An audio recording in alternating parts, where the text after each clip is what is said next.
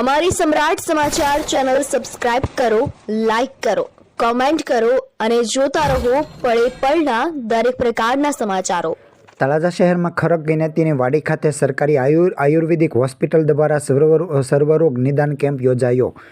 ભાવનગર જિલ્લાના તળાજા શહેરમાં આજે સર્વરોગ નિદાન કેમ્પનું આયોજન કરવામાં આવ્યું હતું। આજે તારીખ 17/3/2026ને મંગળવારના રોજ આરોગ્ય અને પરિવાર કલ્યાણ વિભાગ ગાંધીનગર તથા નિયામક શ્રી આયુષની કચેરી ગાંધીનગરના માર્ગદર્શન હેઠળ તળાજા સરકારી આયુર્વેદિક હોસ્પિટલ તળાજા દ્વારા આયોજિત ખરક જ્ઞાતિની વાડી ખાતે આયુષ્ય મેળો 2026નું આયોજન કરવામાં આવ્યું હતું।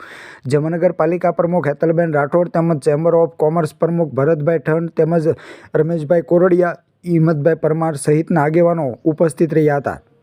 તેમજ આ કેમ્પમાં સેવા આપનાર ડૉક્ટર નીલમ ભંડારી, મેડિકલ ઓફિસર હોમિયોપેથી તથા વૈદ્ય ગોપી L Kalani, medical officer Ayurveda તથા વૈદ્ય મનસુખભાઈ પરમાર તેમજ વૈદ્ય કપિલીય પંડ્યા સહિતના ઉપસ્થિત રહી સેવા આપી હતી। તેમજ આ કેમ્પમાં કુલ 635 જેટલા લાભાર્થીઓએ લાભ લીધો હતો।